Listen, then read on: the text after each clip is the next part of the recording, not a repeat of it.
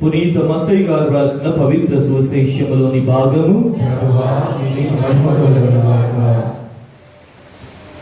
మత్తయి శుభవార్త 6వ అధ్యాయము 1వ వచనం నుండి 6వ వచనం వరకు మరియు 16వ వచనం నుండి 18వ వచనం వరకు. మత్తయి శుభవార్త 6వ అధ్యాయము 1వ వచనం నుండి 6వ వచనం వరకు మరియు 16వ వచనం నుండి 18వ వచనం వరకు. ఆ కాలములో యేసు తన శిష్యులతో ఇట్లనెను: మనుషుల కంటబడుటకై వారి ఎదుట మీ భక్తి కార్యములు చేయకుండా జాగ్రత్త పడు. లేని ఎడల పరలోకమందలి మీ తండ్రి నుండి మీరు ఎట్టి బహుమానమును పొందలేరు.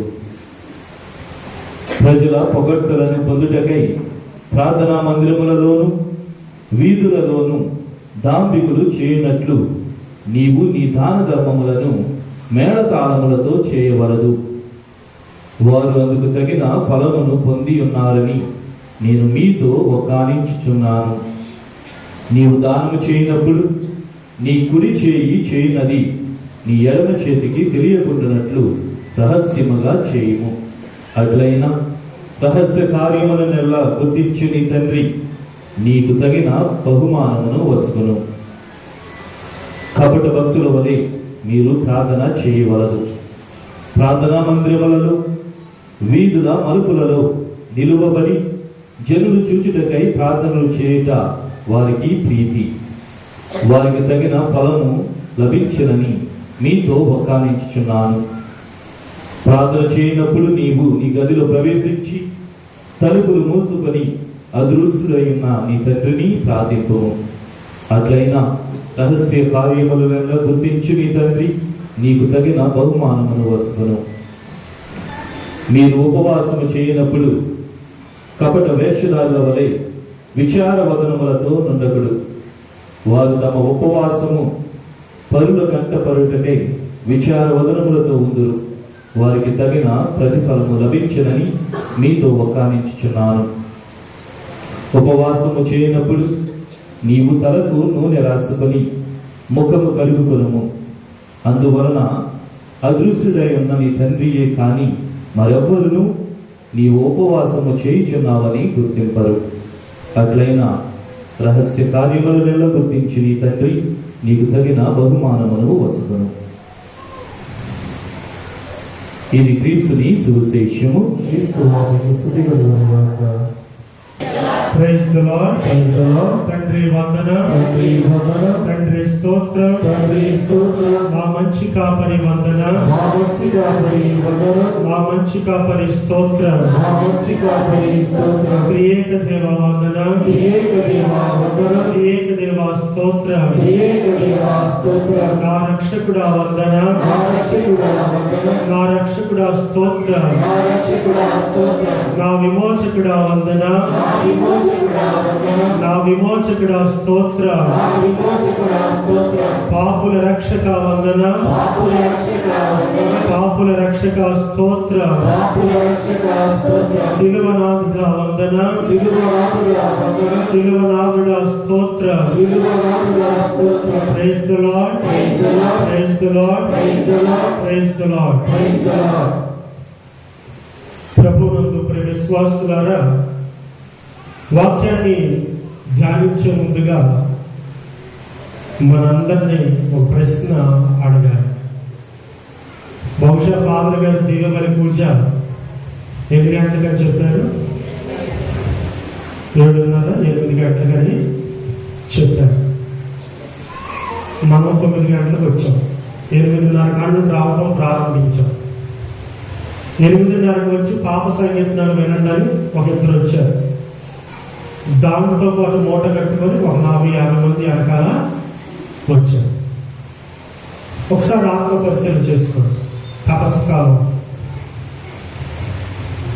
ఇదే సమయంలో 9:30కు 10 గంటలకు వేరే గ్రామంలో దిగబలి పూజ ఉంటే ఎక్కడ ఫాదర్ గారు ఏం చేసేవాళ్ళు? ఈ తపస్కాలం దేవుడు మనకి ఇచ్చింది అందుకోసమే. సిద్ధపాటు పడటానికి ప్రభు మనకి ఇచ్చాడు. నేను కూడా బయట కూర్చున్నప్పుడు అనుకున్నాను, వీళ్ళు ఎలాగో లేట్ వస్తున్నారు కాబట్టి పాప సంగీతం చేసి ఆ ప్రాయశ్చిత్తం చెందడానికి కీర్తన గ్రంథంలో ఉన్న 150 కీర్తనలు చదవమని చెప్తే పోయింది, సరిపోయిద్దని అనుకున్నాను. లేకపోతే మత్తయి సువార్త మొత్తం చదివి నీవు చేసిన పాపాలను ప్రాయశ్చిత్తం చేసుకో అని చెప్పినట్లయితే ఏం చేసేవాడు మీరు? అది చెప్పకపోతే మీ పాపాలు పరిహరింపబడేవి కాదు. నేను అంత పెద్దగా మీకు అది చెప్పినట్లయితే ఈరోజు దివ్య పూజ ఉండేది కాదు. కాబట్టి దీన్ని బట్టి మీరు ఏం గ్రహించారు? సమయాన్ని పాటించాలి. నేను ఇప్పుడే కాదు, పోయిన సంవత్సరం కాకుండా అంతకుముందు సంవత్సరాల ప్రతాపాలు ఉన్నప్పుడు కూడా అదే చెప్పాను. టైము, సమయాన్ని పాటించాలి. సమయాన్ని పాటించకపోతే మీ సమయం వేరే వాళ్ళ సమయం వృధా చేస్తూ ఉంటుంది. కాబట్టి దేవుడు అనుగ్రహించిన కాలంలో, కృపాకాలంలో దేవుడిని మాత్రం ఎదురు చూసేలాగా చేయమాకండి. మీరు దేవుడి సన్నిధికి త్వరగా రండి. అయితే ఈ తపస్సు కాలంలో మనకు మొట్టమొదటిగా గుర్తొచ్చేది ఏమిటి అని అంటే, మొదటి పట్ల మనం విన్నాం. ఏంటి? ఒకసారి చదవండి. యావేలు గ్రంథం 2వ అధ్యాయము 12-13 వచనాలు. ఇప్పుడైనాను మీరు పూర్ణ హృదయముతో నా చెంతకు మరలిరండు, ఉపవాసముతోను సంతాపముతోను ఏడుపులతోను నా వద్దకు తిరిగి రండు. మీ బట్టలు చించుకొనట చాలదు,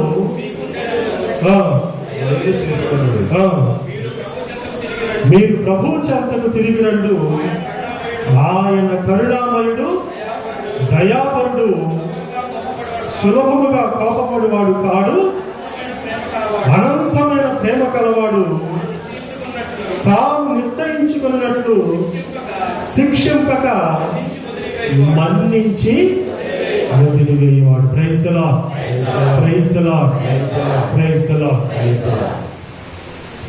ప్రభునందు ప్రియ విశ్వాసులారా, బైబిల్ గ్రంథంలో మనం పరిశీలించి చూసినట్లయితే మొట్టమొదటిగా యావే దేవుని యొక్క కోపం అనేక మంది ప్రజల మీద వస్తూ ఉంది.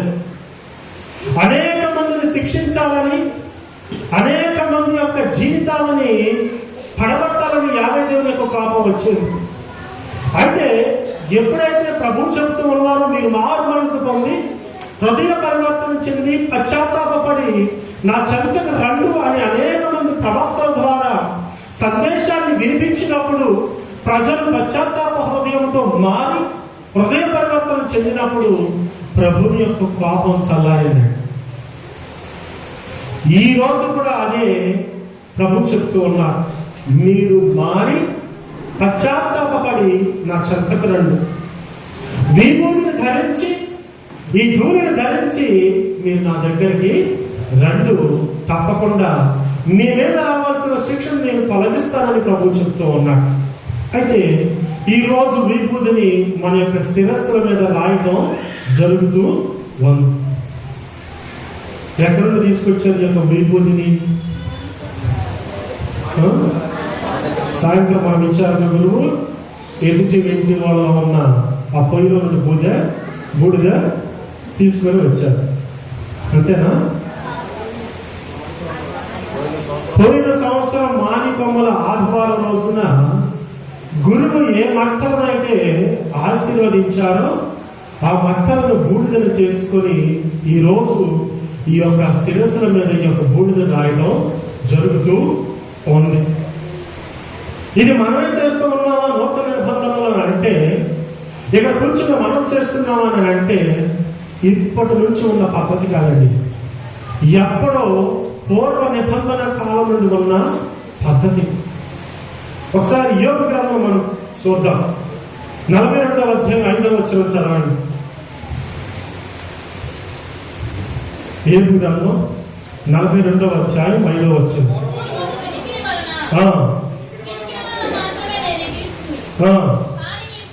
కానీ ఇప్పుడు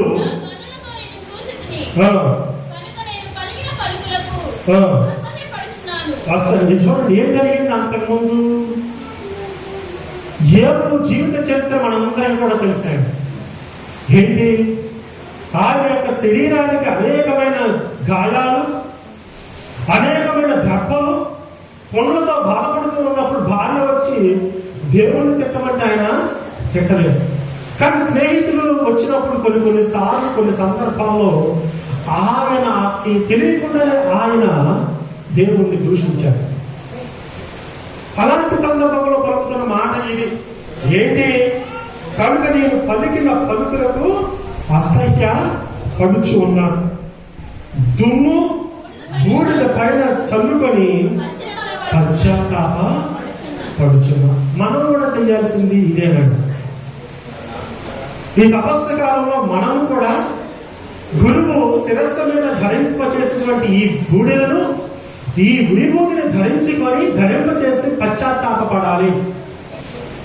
దాని ముందుగా ఏం చేయాలి? పశ్చాత్తాపడాలి అని అంటే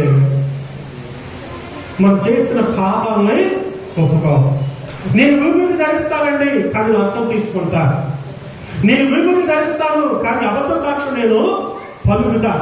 నేను విభూతి మాత్రం తీసుకుంటాను, వ్యభిచారం చేస్తాను. నేను విభూతి ధరిస్తాను, తాగుతానని అంటే సరిపోదు. ఈ పాపాన్ని నేను వదులుకోవాలి. ఏ పాపమైతే మనం దేవుడిని దూరం చేసుకు వెళ్ళిపోతూ ఉందో, ఏ పాపమైతే మనం దేవుడికి దూరంగా చేర్చుతూ ఉందో ఆ పాపాన్ని వదిలేయాలి. దానికి ప్రతీకగానే మనం ఈ రోజు విభూతిని ధరిస్తూ ఉన్నాం. విభూతి ఇంత దండాన్ని ఇచ్చింది ఆ శరీరానికి. బూడిద ఎవరికిష్టం అండి? బూడిద ఎవరికిష్టం? చిన్నప్పుడు మన గ్రామంలో చూసుకున్నట్లయితే పొయ్యి దగ్గర తప్పు చేసినట్లయితే అమ్మ ఆ ఊదురు గొట్టంతోనూ బూడిదను మీదకి విసిరేస్తూ ఉంటుంది. పాలిపోతూ ఉండేవాళ్ళు. ఎందుకంటే బూడిద చిరాకు. ఒంటి మీద ఆ బూడిద పెడితే మళ్ళా స్నానం చెయ్యాలి. అలాంటిది పశ్చాత్తాప సూచికగా ఉన్న ఈ బూడిదను మనము ధరించాలి. ఎలా మారు మనసు పొందాలి అని అంటే యోనా ప్రవక్త జీవితం మనందరికీ కూడా తెలుసండి. గొప్ప ప్రవక్త. ఏం చేసేది యోనా ప్రవక్త మనందరికి కూడా తెలుసు. 3 అధ్యాయాలు కానీ గొప్ప ప్రవక్త. ఆయన నూతన నిబంధనలో కూడా రాయడం జరుగుతుంది ఆయన గురించి. ఏ విధంగా యోనా ప్రవక్త ఈ యొక్క చేప కడుపులో 3 దినాలు 3 పగలు 3 రాత్రులు ఉన్నారో, అదే విధంగా మనుష్య కుమారుడు కూడా ఈ భూగర్భంలో 3 పగలు 3 రాత్రులు ఉండాలని ఆయన గురించి రాయడం జరిగింది. అయితే యోనా ప్రవక్త జీవితం గురించి మనం ఆలకిద్దాం. ఏం చేశారు ప్రజలు? ఇశ్రాయేలు ప్రజలు పాపాంతకాలంలో జీవిస్తూ ఉన్నారు. దేవుని మరచిపోయారు. దేవుని మీద ఆశ నిలుపుకోకుండా విగ్రహారాధన చేస్తూ ఉన్నారు. గపదేవతలను పూజిస్తూ ఉన్నారు. ఇలాంటి సందర్భంలో యావే దేవుడు ప్రవక్తను ఎన్నుకున్నాడండి. ఆ పంపబడిన ప్రవక్త పేరు యోనా ప్రవక్త. ఏ ప్రజల వద్దకు పంపించారు? నినివే ప్రజల వద్దకు వెళ్ళమంటే యోనా ప్రవక్త ఎటు వెళ్ళాడు? తార్షీషు ప్రయాణం చేసుకుని వెళుతూ ఉన్నారు. ఏం జరిగింది దారిలో? గొప్ప తుఫాను సంభవించిందని. చిన్నగా చెప్పాలంటే ప్రభు ఏ విధంగా ప్రవక్తను మార్చాడో చూద్దాం ఒకసారి. ఇలా ప్రయాణం చేసుకుంటూ వెళుతూ ఉన్నప్పుడు, వేరే మార్గానికి వెళుతూ ఉన్నప్పుడు, స్పెయిన్ వెళ్ళమంటే వేరే దేశానికి వెళుతున్నాడు. స్పెయిన్ ప్రయాణం చేస్తున్నాడు. టార్షీషు ప్రజెంట్ స్పెయిన్. అయితే ఏం జరిగింది? ఈ తుఫాను రావడం వలన ఆయన చేప గర్భంలో కడుపులో పట్టాడు. మీరు గుర్తు పెట్టుకోవాల్సింది ఒకే ఒకటి. ఈ జలచర రాశుల్లో చేప అత్యంత చేదులు తినగల శక్తి దాకా ఉందండి. ఎంత చేదులైనా సరే చేప తినగలం అనుకున్నాం. అయితే ఎప్పుడైతే దేవుని యొక్క ఆజ్ఞను మీరి ప్రవక్త ప్రయాణం చేశాడో, అటువంటి రుచికరమైన ప్రవక్త శరీరం కూడా దేవుని ఆజ్ఞను ధిక్కరించినప్పుడు చేదుగా మారింది. ఎంత చేదుగా అంటే చేప కూడా అది జీవించుకోలేనటువంటి చేదుగా మారిపోతుంది. చేసేది ఏమీ లేక తినలేక వెళ్ళిపోయి సముద్రం వలన కక్కేసింది. వాంతులు చేసుకుంటుంది చేప.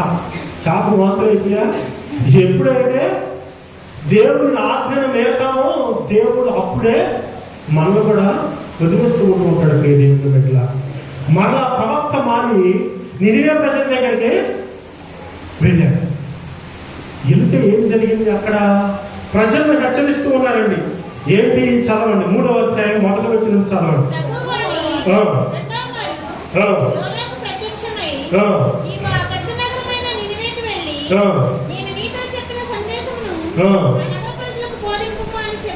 చూడండి, యోనా ప్రవక్త ఎన్నోసారి వారు వినిపించింది? 2సారి. మొదటిసారి జరిగింది అల్లమన్న ప్రదేశానికి వెళ్ళలేదు. తర్వాత తప్పు తెలుసుకున్న తర్వాత ఎట్లయినా నా ప్రభు నన్ను వదలడు, నన్ను వెంటే పట్టుకుంటాడని తెలుసుకున్న తర్వాత చేసేదేమీ లేక మరలా నినివే పట్టణానికి వెళుతూ ఉన్నాడు. అయితే యోనా ప్రవక్తకు 2 సార్లు మాత్రమే వాణి వినిపించింది. కొండ పౌరులలో ఉన్న ప్రజలకు ఎన్ని విభూతి గురువారాలు దేవుడు వాణి వినిపించింది. దేవుని యొక్క వాక్యం ఒక్కొక్కరికి ఎన్ని సంవత్సరాలు ఉన్నాయో అన్ని సంవత్సరాలు ఈ వాణిని వినిపించింది. ప్రవక్త 2వసారికి మాట్లాడండి, హృదయ పరివర్తన చెందాడు. మనకి ఎన్నిసార్లు ఆ వాణి వినిపిస్తే ఎన్నిసార్లు తప్పు ద్రోవడం వెళ్ళామో ఒకసారి ఆత్మ పరిశీలన చేసుకోండి. తర్వాత చెప్తాను పౌరు గారు అన్న గొప్ప మాట. అయితే ఏం జరిగింది తర్వాత? పట్టణ ప్రజలకు వెళ్ళి చెప్పిన తర్వాత 10వ వచనం చదవండి.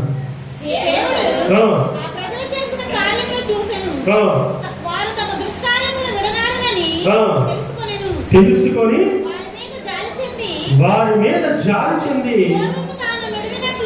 పూర్వము తాను నుడివినట్లు వారిని శిక్షింపడాయను. Praise the lord, praise the lord, praise the lord. Nineveh ప్రజలు ఏం తెలుసుకున్నారు? మనం అందరం కూడా పాప సంగీతంలో ఒప్పుకున్నాం. 7వ వచనం చదవండి.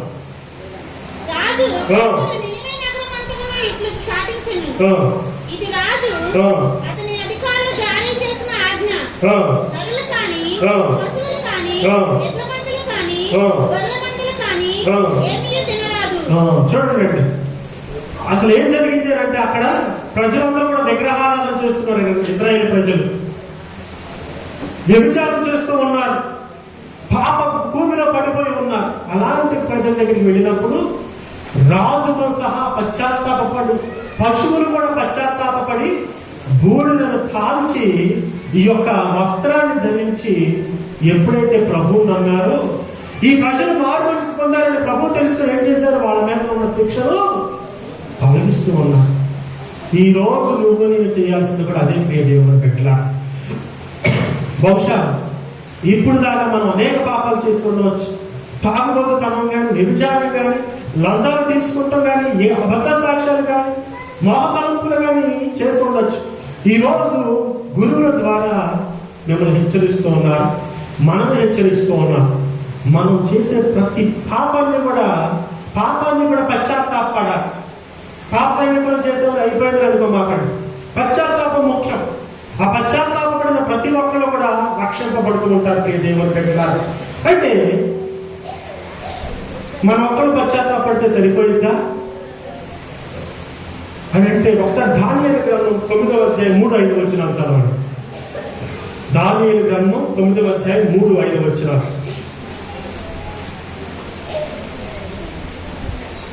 నేను ప్రభువు నాకు భక్తితో ప్రార్థన చేయుచు అతనికి మనవి చేసుకొని ఉపవాసం ఉండి గోనె కాల్చి కూర్చుంటుని. నేను నా ప్రభువైన దేవునికి ప్రార్థన చేసి నా ప్రజల పాపములను ఒప్పుకొంటిని. ప్రభువైన దేవా, మహిమాన్వితుడవు, నీ ఆజ్ఞలను అనుసరించి జీవించు వారి యెడల నీ నిబంధనమును నీ కృపను పాటించు. చూడండి, మనం దేవుడి యొక్క ఆజ్ఞలను పాటించలేకపోవచ్చుగా, దేవుడు చేసుకున్న నిబంధనలు మాత్రం ఆయన తప్పకుండా పాటిస్తాడు. ఆయన కృపను మన మీద ప్రదర్శింప చేస్తూ ఉంటూ ఉంటాడు. అయితే దానియేలు ప్రవక్త చేసిన ప్రార్థన ఎవరి కోసము? తోటి ప్రజల కోసం ప్రార్థన చేశాడు. ఆయన కోసం కాదు. ప్రజలందరూ కూడా పాపాంతకంగా జీవిస్తుంటే ఎదుటి వ్యక్తి కోసం ప్రార్థన చేశాడు. ఇప్పుడు మనం ఏం చేయాలి? ఒకవేళ నీ భర్త మారు మనసు పొందకపోతే, నీ భర్త దేవుడి సన్నిధి నుండి దూరం వెళ్ళిపోతే, ఆయన పాపంలో జీవిస్తూ ఉన్నట్లయితే భార్యగా నువ్వు నీ భర్త కోసం నువ్వు ప్రార్థన చేయాలి. ఒకవేళ భర్తగా నీ భార్య నీ మాట వినకుండా పాపపు గోపిలో పడినప్పుడు ఒక భార్య కోసం నువ్వు ప్రార్థన చేయాలి. నీ పిల్లలు నువ్వు నీ మాట వినకుండా పాపంలో నడుస్తూ ఉంటే నీ పిల్లల కోసం నువ్వు ప్రార్థన చేయాలి. నా సంఘం మా మాట వినకుండా పాప భూమిలో పడిపోయినప్పుడు మా సంఘం కోసం మేము ప్రార్థన చేయాలి. ఇది అలవర్చుకోవాలి ప్రియ దేవుని బిడ్డలారా. ఈ తపస్సు కాలంలో నీ కోసమే కాదు, నా కోసమే కాదు, ఎదుటి వ్యక్తి కోసం, మన కుటుంబ సభ్యుల కోసం, స్నేహితుల కోసం, బంధుమిత్రుల కోసం ప్రార్థన చేయాలి. Praise the lord, praise the lord, praise the lord. అయితే ప్రియ దేవుని బిడ్డలారా, ఇంకొకటి గమనించాల్సిన విషయం, సమయం ఎక్కువగా లేదు కాబట్టి మనం ఈ తపస్సు కాలంలో నేర్చుకోవాల్సింది మనందరికీ కూడా తెలుసు. మొట్టమొదటిగా ప్రార్థన జీవితం. ఏ కుటుంబంలో అయితే, ఏ దీక్షాపరుడులనైతే, ఏ వ్యక్తిలో అయితే ఈ ప్రార్థన ఉండదో ఆయన చచ్చిన శవంతో సమానం. నిర్జీవంగా బ్రతికినట్లే ప్రియ దేవుని బిడ్డలారా. కాబట్టి ప్రతి ఒక్కరు కూడా ప్రార్థనను అలవాటు చేసుకోండి. సాక్షాత్తు ప్రభువే 40 రోజుల పాటు ప్రార్థన చేస్తూ ఉన్నాడు. మోషే ప్రవక్త 40 రోజుల పాటు ప్రార్థన చేస్తూ ఉన్నాడు. 10 ఆజ్ఞల పలకలు తీసుకొని రావడానికి వెళ్ళినప్పుడు 40 సంవత్సరాల పాటు ఇజ్రాయేల్ ప్రజలను ఆ పాప దాస్యము నుండి రక్షించడానికి మోషే ప్రవక్త 40 సంవత్సరాలు ప్రార్థన చేశాడు. వాళ్ళకి స్వేచ్ఛ స్వాతంత్రాన్ని ఇవ్వటానికి మనం కూడా ఈరోజు నేర్చుకోవాల్సింది అదే. మనం కూడా ప్రార్థన జీవితాన్ని అలవర్చుకోవాలి. ఎప్పుడైతే ఈ ప్రార్థనను మనం శ్వాసగా తీసుకుంటూ ఉంటామో అప్పుడు మనం జీవం కలిగిన శరీరాలుగా మారుతూ ఉంటాం. నీ ప్రార్థనలో ఏం జరిగినా దేవుడు ప్రసాదిస్తూ ఉంటాడు. ఈ తపస్సు కాలంలో ప్రార్థన అడగండి. ఏదైనా సరే కోరికను ప్రభు ముందు ఉంచి ఆ ప్రార్థనలో అడిగితే తప్పకుండా ప్రభువు దయచేస్తాడు. హిజ్కియా ప్రవక్త ప్రార్థన చేయగా ఆయుష్ను ప్రసాదించాడు. 8 సంవత్సరాలు 15 సంవత్సరాలు ఆయుష్ని ప్రసాదిస్తూ ఉన్నాడు. అనేక మంది రోగాలను దేవుడు నయం చేస్తూ ఉన్నాడు. ఈ రోగంలో మనకు కావాల్సింది ఏంటి? ఆరోగ్యమే. మనం ఎంత బతికిన ఆరోగ్యం లేకపోతే వృధా. కాబట్టి ప్రార్థనలు ఆరోగ్యాన్ని అడగండి ప్రభువుని ప్రియ దేవుని బిడ్డలారా. తర్వాత ఏంటి? ఉపవాసం. బైబిల్లో ప్రవక్తల జీవితాలు మొత్తం కూడా చూసాం. వాళ్ళు చేసిన మొట్టమొదటి పని ఏంటి? ఉపవాసాన్ని ఆచరించారండి. ప్రభు కూడా ఉపవాసం ఉన్నారండి. ప్రతి రాజు గాని, ప్రతి ప్రవక్త గాని ఉపవాసాన్ని ఆచరించారు. ఏ వ్యక్తి అయితే ఉపవాసంలో ఉండి ప్రార్థన చేస్తారో ఆ ప్రార్థన ప్రభు యొక్క చెవుల్లోకి త్వరగా వెళుతూ ఉంది. నీ ప్రార్థనను ఆలకించలేని చెవిటివాడు నేను కాదు అని బైబిల్ గ్రంథంలో ప్రభు చెబుతూ ఉన్నాడు. అంటే మనం ఏం చేస్తున్నాం? ప్రార్థన చేయట్లేదని అర్థం. ఆయన ఎల్లప్పుడూ కూడా చెవులు తెలుసుకొని ఉంటూ ఉన్నాడు మన ప్రార్థనను ఆలకించడానికి. ఉపవాసంలో కూర్చొని ప్రార్థన చేయడానికి ప్రయత్నం చేయండి. ఇంకొకటి దాన ధర్మ క్రియ. చాలా మంది కూడా పాప సంగీతంలో చెప్తూ ఉంటారు, ఎక్కడైనా కానీ మేము ఇతరులు మోసం చేస్తామండి, దొంగతనం చేస్తామని చెప్తూ ఉంటారు. అయితే ఈ తపస్సు కాలంలో మనం చేయాల్సిన పని ఏమిటి? ఏ వ్యక్తినైతే మనం మోసపూరితంగా మోసం చేసి ఆయన దగ్గర నుండి అన్యాయంగా సొమ్ములు అర్జించామో దాన రూపం ద్వారా, దాన ధర్మ క్రియల ద్వారా ఇతరులకు ఇచ్చేటానికి ప్రయత్నం చెయ్యండి ప్రియ దేవుని బిడ్డ. ఈ 3 అలవరుచుకొని, ఈ 3 వాటిని మూల స్తంభాలుగా మార్చుకొని రానున్న 40 రోజుల పాటు తపస్సు కాలంలో నిష్ఠగా పాల్గొని ఆ ప్రభుని యొక్క దీవెనలు పొందడానికి మనందరం కూడా ప్రయత్నం చేద్దాం. పిత, పుత్ర, పవిత్రాత్మ నామమున